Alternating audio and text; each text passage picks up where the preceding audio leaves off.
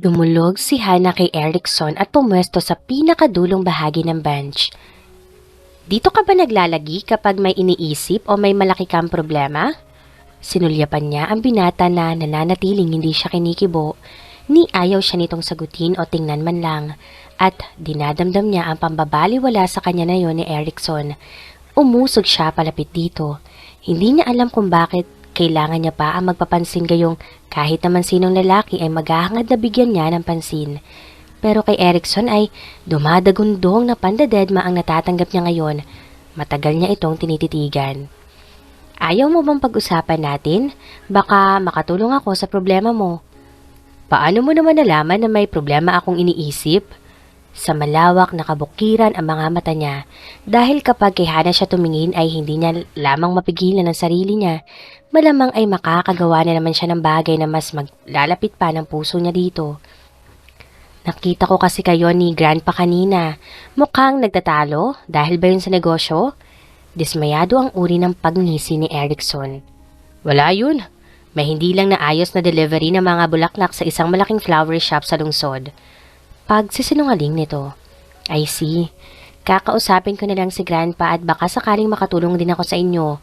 I might not expert in farming but I love flowers. No, wag mong gagawin yan. Wag mo siyang kakausapin. Kaya kong ayusin yun. Ayos ka lang ba? Hindi pa rin siguradong tanong niya. Nagbago ang mood ni Erickson. Mula sa mukha nitong kaninang sobrang upset, ngayon naman ay naiirita siya sa kakulitan nito. Oo naman, ako pa? Sabay kindat nito sa kanya. Sinapak ni Hannah ang hita nitong ngunit nahuli ni Erickson ang kamay niya. Ilang segundo rin sila sa ganoong ayos. Binawi ni Hannah ang kamay. Loko ka! Hindi nagawang umiwas ni Erickson sa ginawang paghampas ng dalaga sa braso niya. Dumilim bigla ang paningin nito na ikinasindak ng dalaga. Napalunok si Hannah. Mukhang nagalit ang binata sa kanya. Tumayo si Erickson at binuhat siya. Loko pala ha? Halika dito. Huy! Ibaba mo ko! Hindi nakinig ang binata at sa halip ay umikot ito sa kawalan. Nang mapagod ay ibinaba niya si Hannah. Napakapit siya sa malapad nitong balikat. Matagal nilang pinagmasdan ng isa't isa hanggang sa hindi na nila natansya ang paglapat ng mga labi. They kissed again. Kapwa sila nakaramdam ng pananabik. Hindi man nila aminin, deep inside their hearts are beating the same way, that they're fallen in love with each other. Nawaglit sa isipan ni Erickson ang diskusyon nila kanina ng lolo ni Hannah. Nagpakawala ng panghihinayang na hininga si Erickson nang humiwalay sa kanya si Hannah dahil sa malakas na pagtawag ni Jasmine ang pangalan niya. Lumalalim na ang gabi ngunit wala pa rin si Erickson. Agad-agad niya itong na-miss. Nakaramdam na naman siya ng kakaibang inggit kay Jasmine dahil kasama nito ang binata. I don't have the right to feel this. Hindi ako dapat nagsaselos. Naiinis niyang kastigo sa sarili. Hindi siya na mapalagay sa higaan. Lumabas siya ng silid at nagbabaka sakaling nasa baba na sina Jasmine at Erickson pero bigla siyang binalot ng kaba. Sa komedor ang naging destinasyon niya. Ako nang magdadala niyan. Napaurong na si Hannah sa akmang pagpasok sa komedor. Tulog na ang mga tao sa kabahayan maging ang mga kasambahay ay mahimbing nang natutulog sa mga oras na iyon kaya sino ang nagbubulungan sa loob ng komedor ng ganoong 10 oras ng gabi? Nang sipatin niya ang wall clock na nakasabit sa dingding ng sala na nag-uugnay sa kusina ay alas 11:20 na. Magnanakaw? Akyat bahay? Paano kung mamamatay tao? Napapikit siya. Ano na lamang ang laban niya sa mga ito kung nagkataong pagtangkaan silang patayin? Sige, ako nang papasok sa loob ng kwarto ng matanda para makasiguro tayo na makukuha natin ang babae. Sabi ng isa pang boses. Si Grandpa? Babae? Sino ang tinutukoy ng mga ito? Siya ba? Malamang, dahil wala si Jasmine. At ano naman ang pakay ng mga ito sa kanya? Mas lalo siyang nangamba. Pero naisip niya ang kanyang lolo kaya mabilis siyang pumihit upang tunguhin ang silid nito. Subalit, hindi pa man siya nakakahakbang pabalik ng isang magaspang na kamay ang nakatakip ngayon sa kanyang bibig. Napadilat siya ng mata. Anino lamang ng lalaki sa pader ang kanyang nakikita. Maliban doon ay ang unti-unti ang pagdilim ng kanyang paningin. Bago siya tuluyang mawala ng ulirat ay nasambit niya ang pangalan ni Erickson. Naigagalaw ni Hannah ang katawan pero nakatali ang magkabila niyang kamay. Idagdag pa ang blindfold na nakatakip pa rin sa mga mata niya. Nasaan ako? Pakawalan mo ko, sino ka ba? Marahas ang pagpupumiglas niya. Sumasakit na ang lalamunan niya sa kasisigaw pero wala yatang planong makipag-usap sa kanya ang dumukot sa kanya. Nagpatuloy siya sa pagpupumiglas. Huwag kang malikot. Isang pamilyar na palad ang pumigil sa palapulsuhan niya. Pamilyar na boses na hindi niya pwedeng kalimutan. Dahan-dahan ang pagtanggal nito sa blindfold. Bahagyang pumikit si Hana. Nagsalubungin ng liwanag dahil sa panlalabo ng paningin. Isinunod nitong kalagan siya sa nakataling mga kamay. Mabagal siyang bumangon at unti-unti ang pag-urong upang maisandal ang likod dahil nanginginig na siya sa kabang bumabalot sa kanya. Nang mahandle ang sitwasyon at naging handa ay nagsimula na rin siya sa pagtatanong. Nasaan ako? Bakit ka nandito? Bakit tayo magkasama? Ang huling naaalala niya ay may kung sino nagtakip na bibig niya na ikinawala ng kanyang malay. Umiwas ng tingin ng kanyang kaharap sa nakatayo sa bahaging tagiliran niya. Sagutin mo ako, Daniel. Saan mo ako dinala? Umiling ito. Ibabalik din kita kapag naliwanagan ka na. Tangi nitong sagot saka umiling habang palayo sa dalaga. Huminahon si Hana. Huwag mo akong tatalikuran, Daniel. Mag-usap tayo. Sa paglingon ni Daniel ay hindi nito naitago ang pangungulila na para bang kaibigat ng pasan nitong problema o dahil sa matagal na panahon din ang hindi nila pagkikita kaya ganoon na lamang ang nakikita niyang kalungkutan sa anyo nito. Nagsusumamong umupo ito sa paanan niya. Bakit mo ako iniwan, Hana? Bakit mo ako tinalikuran at hindi sinipot sa araw ng kasal natin? Tinaman ni Hana ang sarili. Naroon ang sundot ng konsensya. Hindi siya agad nakasagot bagkus ay kusang kumilos ang kanyang palad upang abutin ang mukha ng kaharap. Mabagal ang haplos nito sa kanyang pisnging, tinubuan na makapal na balbas na dati-rati, parati itong malinis. Hindi kita iniwan, Daniel. Ikaw ang dahilan kung bakit hindi kita sinipot. Nagsisimula na siyang mag-hysterical. Bakit mo ako nagawang lokohin pagkatapos ng lahat? Minahal kita higit sa sarili ko. Higit kanino man, pero bakit? Mabilis niyang pinahidan ng landas ng luha sa pisngi niya. Bakit mo nagawang magsinungaling? Ginamit mo lang ba ako para makaiwas sa responsibilidad mo kina Mikay at Shelani? Marahas ang pag-iling nito. Makinig ka. Kinuha nito ang kamay ng dalaga at mahigpit na hinawakan. Hindi kita niloko at lalong hindi kita ginamit. Emosyonal pero kalmado nitong sabi. Napalabi ang dalaga. Nagtatanong pa rin ang tingin niya sa lalaki. Hindi ko sinasadyang saktan ka. Hinayaan ito ni Hana na magkwento. Sukdulan naman ang sakit na nadarama niya habang nakikinig dito ay mas pinili niyang buksan ang paninig. At lalong hindi ko binalak na maglihim sa'yo pero wala akong ibang magawa. Diretsahin mo ko, please. Hindi mapigilan pakiusap ni Hana. Dahil hindi ako sigurado kung ako ba talaga ang ama ni Mikay. Ano? Marahas ang paghila niya sa kamay niyang hawak ng binata at natutop ang sariling bibig.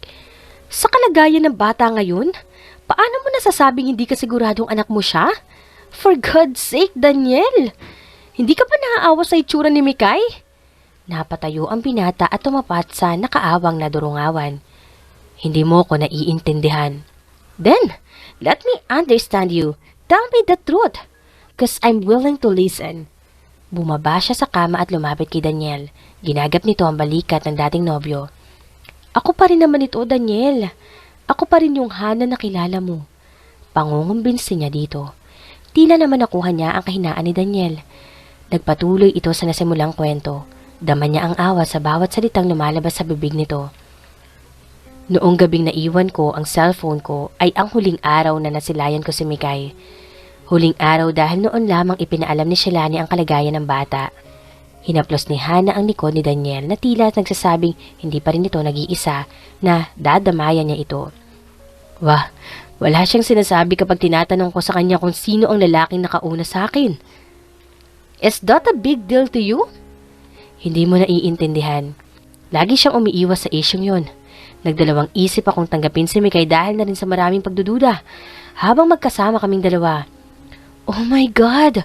I can't believe this! Mahinang usal ni Hana. I know, it's shocking. Ang madalas niyang isinasagot sa akin ay kung hindi ko na matanggap si Mikay, pwede ko na silang iwanang mag-ina. Anong ginawa mo pagkatapos? Isang araw? Pagkagaling ko sa tiles company, bigla ko na lamang siyang naabutan. Huminto ito sa pagsasalita at nagsuklay ng buhok. Tumigil ang kamay niya doon at itukod ang pader, ang siko niya. Nakikipaghalikan sa kung sinong lalaki. Nagulat at naguluhan si Hana pero naghintay siya sa susunod na sasabihin ni Daniel. Wala silang paliwanag. Wala akong ginawa. Nanatili akong naging tanga sa pagitan ng dalawang taong harapan ako niloloko. Pinagtaksilan niya ako. Kaya ako ang biktima dito, Hana. At hindi si Shalani. Ayaw niyang paniwalaan si Daniel pero 7 taon din silang magkasama at magkakilala. At sa unang pagkakataon ay nakita niya ang labis na emosyon ni Daniel. Nakita niya kung paano ito nasasaktan. Gusto niyang damayan na lamang ito. Lalay ang mga labi nito upang tuyuin ang mga luha naglanda sa pisngi nito pero inapuhap niya ang damdaming nararamdaman para dito. Walang iba kundi awa. Hanggang sa nakilala kita, lumiwanag ang anyo nito. Hanggang sa natutunan kitang mahalin pero maniwala ka, hindi ko kailanman nakaligtaan ng bata. Hindi kaagad kumibo si Hana. Nagsisimula na siyang maliwanagan. Nasa harap niya ang lalaking gusto niyang makasama habang buhay pero bakit mukha ni Erickson ang tanging nakikita niya? Sandali siyang natulala mula sa pag-iisip kay Erickson. Nag-aalala rin kaya ito sa biglaang pagkawala niya? Hinahanap kaya siya nito? Na-miss din ba siya ng binata? O nawiwili ito dahil sa wala siya't solo nito si Jasmine? Tila sinisilaban na sikmura niya sa nadaramang inis sa sarili mula sa mga negatibong bagay na pumapasok sa isip niya. Lalo na ang selos na nagtatanggal ng magagandang motivations niya. Napakurap si Hana nang maramdaman ang palad ni Daniel sa batok niya. Sinundan niya ng tingin ang matipunong braso ng lalaki. Nakangiti si Daniel nang madako dito ang tingin niya, pero sandali rin na nag-iba ang reaksyon. Mahal kita, Hana. Mahal na mahal. Pero hindi ko na alam kung ganoon ka pa rin sa akin. Gumalaw ang palad nito pababa sa likod niya. Umahaplos ng banayad. Nang marating ng palad nito ang baywang ni Hana ay marahan siya nitong hinapit palapit. Kasabay niyo ng unti-unting paggalaw ng mukha nito palapit sa mukha niya. Iniwas ni Hana ang ulo ng akmang hahalikan siya ni Daniel. Pinigil niya sa dibdib ang lalaki. I'm sorry. Iyon lamang ang tanging nasabi niya. Nakita niya ang pagkadismaya sa mukha ni Daniel na makawalan siya nito mula sa pagkakahawak nito sa kanya. At dahil sa ginawa niya na tinalikuran siya nito. Mabagal ang paghakbang na lumayo ito at tinungo ang nakabukas na pinto. Pero kung ano man ang naging desisyon ni Hana, natitiyak ng tama lang na nangyari yon. Ayaw niyang makasira ng pamilya. Sa kabila ng nagawa ni Shalani sa dating katipan, nagnanais pa rin siyang mabuo ang pamilya ng mga ito kahit alang-alang man lamang kay Mikay ay magkaisa sila. Nagsalita siya bago pa man tuluyang makalampas si Daniel sa bukana ng pintuan. Minahal mo ba si Shalani? Huminto sa paghakbang ang binata. Pumihit ito paharap sa kanya. Honestly? Gaano mo siya kamahal? Hindi naman yun big deal sa kanya. Ngunit gusto niya makasigurong may paraan pa para sa dalawa. Naawa siya kay Shalani dahil babae din itong nasasaktan. And she felt pity to herself too dahil naging bahagi din siya ng buhay ni Daniel. Namangha siyang tumingin dito. Sa sagot ni Daniel ay parang hindi siya makapaniwala. One night stand lamang ang namagitan sa amin. Nagduda si Hana pero ano ba ang karapatan niyang manghimasok? Natutunan ko siyang mahalin at pahalagahan pero niloko niya ako. Paano mo nagawang mamangka sa dalawang ilog ng palihim? Kasi kung alam ko lang sana na may pamilyang umaasa sa iyo na magkakilala tayo, hindi tayo aabot sa ganoon. Nahanda na ang lahat para sana sa kasal natin. Please. Mabilis itong nakalipat sa kanya.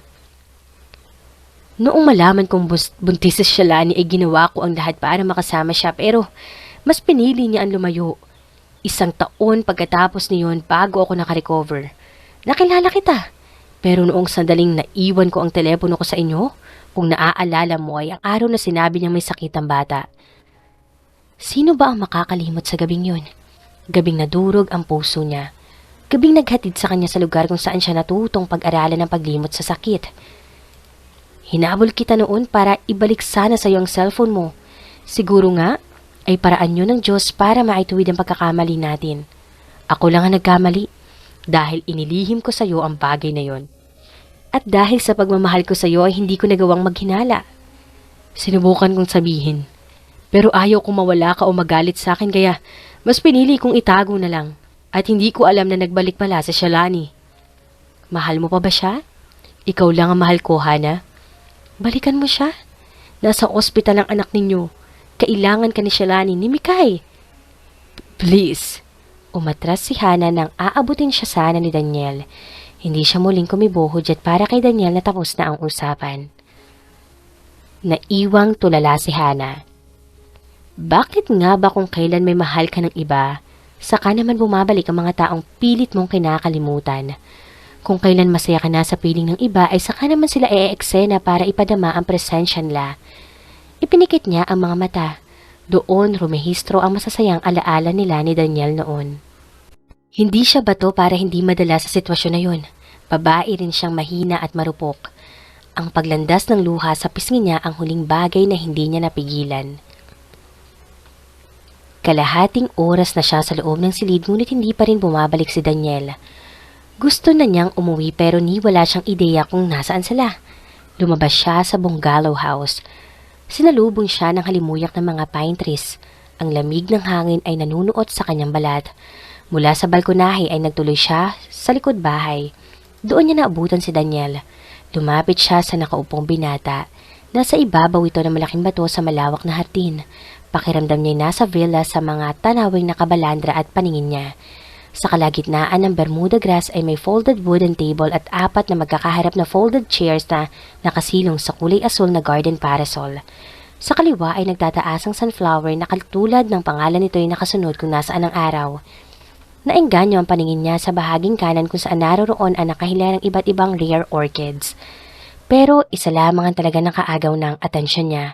Ang may kaliitang fountain na nasa dulong bahagi ng lote na yon at ang waterfall na umaagos ng tubig patungo sa maliit na lagoon. 3 artificial dolphin creatures na gawa sa semento ang nakapalibot dito at mula sa bibig ng mga ito ay may lumalabas ding tubig. Nabasag ng boses ni Daniel ang tahimik niyang paghanga sa paligid. Nasa tapat na pala siya nito nang hindi niya namamalayan. I'm so sorry. Sinserong ani Daniel. Alam kong naiintindihan mo ako kung bakit ko nagawa ito. Pilit ng ngiti ang nakaplaster sa labi niya na lumapit siya dito. Bakit hindi mo nalang ayusin ang relasyon niyo ni Shalani? Kahit para man lang doon sa bata Daniel. Sa unang pagkakataon mula noong naging sila ay ngayon lamang uli niya nabigkas ang pangalan nito. Awkward sa pakiramdam. Bumuga ito ng hangin. Hindi ganoon kadali yun. Subukan mong buksan muli ang puso mo. Para sa kanya. Para mabuo muli ang pamilya ninyo. Alam kong mahal mo si Mikay at alam kong naguguluhan ka lamang ngayon but you have to face the reality that you and me were over. And what we had before was just part of our past. Mahaba niyang sabi na katulad din marahil ni Daniel ay nag-a-adjust sa sistema sa pangyayari. Tumingin ito sa kanya. Walang ibang ekspresyon sa mukha nito, maliban sa nakikita niyang kalungkutan na nakakasakit din sa kalooban niya. Na para bang kay hirap tanggapin at gawin ang hinihingi niya, napilitan itong sumang-ayon. Naiintindihan kita, susubukan ko. Yumukod sa harap nito. No, Daniel. Hinuli niya ang kamay ng dating nobyo. Magkatapat ngayon ang kanilang mga muka. Do it. Huwag mong subukan lang kundi gawin mo. I will be right here for you. Napalunok siya bago tinapos ang sinabi. Bilang kaibigan mo, handa kitang tulungan at damayan. Pagpapalakas loob niya dito. Sana, mapatawad mo ko. Mahinang usal ni Daniel. Iniba nito ang paksa nila. Siguradong mas kamumuhian ako ng mga magulang mo kapag nalaman nilang ako ang kasama mo, na dinukot kita at inilayo mula sa lolo mo. Mas kasusuklaman nila ako ngayon at alam ko nag-aalala silang lahat sa'yo. Alam ko yun, pero hindi rin naman ako mapapalagay hanggat hindi mo natatapos ang problema mo sa mag-ina mo. At least, ngayon, nagkaliwanagan na tayo. Inilahad niya ang kanang kamay. Friends? Napatitig doon si Daniel pagkatapos ay biglang umiti. Ngiting hindi abot nga pero marahil ay gusto nitong ipakita sa kanyang matatag ito sa pagkakataong yon. Friends. Nang makabawi kaagad si Daniel, sinabay nito sa pagtayo ang paghila sa kanya. Ihahatid na kita sa inyo. Nasaan ba kasi tayo? Nasa Baguio. Huminto si Hana sa pagsunod kay Daniel. Kaninong bahay itong pinagdalhan mo sa akin? Tahimik na inilibot ni Daniel ang paningin bago sumagot. Dito sana kita iuuwi pagkatapos ng honeymoon natin. Nilinga siya nito. Kung sana, natuloy lamang ang kasal natin. Mula sa likuran ay mabagal siyang humakbang, niyakap niya ito. I'm sorry Daniel, sana maayos mo ang buhay mo. Ikaw lang naman ang buhay ko. Idinikit ni Hana ang ulo sa likod ng lalaki at muli, hindi na naman niya napigil ang emosyon. Pero si Daniel na mismo ang kumala sa kamay niyang nakayakap dito. Umarap ito sa kanya at ngumiti. Okay, fine. Aayusin ko para sa'yo, para kay Mikay at para sa sarili ko. Thank you for listening and I'm thanking God for giving me the chance to see you again kahit pa sa masamang paraan ko to ginawa. Mahigpit din siya nitong niyakap. Panatag na ang kalooban niya, maliban sa maliwanag na sa kanya ang lahat, nawala rin sa puso niya ang pagkamuhi dito. Isang nag-aalalang yakap ang isinalubong sa kanya ng kanyang lolo. Nasa tono din ito ang labis na pag-aalala. Saan ka ba nang galing na bata ka? Nang humiwalay siya dito ay saka siya nagpaliwanag. Naging totoo siya sa kanyang abuelo. Pasensya na grandpa kung nag-alala kayo. Pagkababa nila sa Baguio ay hinatid lamang siya ni Daniel sa sasakayan papasok sa Villa Socorro. At dahil na rin sa pakiusap niya dito na huwag nang magpakita sa lolo niya, mag-isa siyang umuwi sa bahay. Sigurado kang ayos ka lang? Nasaan na si Daniel? Grandpa, ayos lang ho ang lahat. Saka bumalik na siya ng Manila. Ah, anong naramdaman mo noong magkita kayo? May sparks ba? Tumawa siya, buhat sa narinig. Parang investigador ang matanda kung magtanong ng sunod-sunod sa kanya. Grandpa? Saway niya sa matandang lalaki. Siya, sige. Hindi na kita kukulitin. Alam ko naman ang isasagot mo. Hindi makapaniwalang umiling siya. Malambing niya itong niyakap. Sorry po talaga. Nauunawaan kita, apo. Hinalikan niya ito sa kamay bago tinalikuran. Hindi niya mapigilang huwag ma-excite pagkapasok ng silid. Sumilip siya mula sa bintana. May hinahanap ang kanyang mga mata sa hardin, isang taong kanina pag gumugulo sa kanya. Halos humaba na ang leeg niya sa pagsilip dito at doon, pero hindi niya mahagilap si Erickson. Ako ba ang hinahanap mo? Mula sa likuran niya, nagmumula ang kanina pa niya hinaasam na makita. Kung maaari lang magtitili sa labis ng pagkasabik dito ay ginawa niya na sana. Magkasalubong ang kilay na nilinga niya ito. Nakalimutan niyang isara ang pinto kaya napansin malamang na may hinahanap siya. Hindi kalmadong tanggi niya. Alam mo bang na-miss kita? Paglalahad ni Erickson habang papalapit ito sa kanya. Kung saang-saang lupalop ng probinsya kita hinanap pero ni anino mo, hindi ko mahagilap. Saan ka ba kasi nagtago? Walang hinang tanong nito. Hindi siya kumibo. Nabalot siya na hindi maipaliwanag na damdamin. Pinamulaan siya sa sinabi nito kasabay ng kilig sa puso niya. At sa halip na sumagot ay walang takot niya itong sinalubong na mainit na yakap at sorpresang halik sa labi nito. Puno yun ng pananabik at higit sa lahat, may kalakip ng pagmamahal. Bahala na kung hindi man iyon mahalata ni Erickson, but she was pretty sure she can't breathe without this man. Mahigpit siyang hinapit ni Erickson sa baywang at pinangko. Ang halik na iyon na pareho nagpapadarang sa kanila ay simbolo ng isang damdaming kahit sino man ay walang makapipigil. Sandali siya nitong binitiwan. I miss you so much, Hana. Wika nitong para bang kay tagal siyang nawala. Na-miss din kita. Muli, inangkin nila ang mga labi ng isa't isa. Walang tutol na nagpaubaya ang dalaga. Ngayon, alam niya sa sarili, ipaglalaban niya ang damdamin para dito. May sasabihin ako sa'yo. Kinakabahang wika ni Hana nang maghiwalay sila. Handa na nga ba siyang magpakilala dito?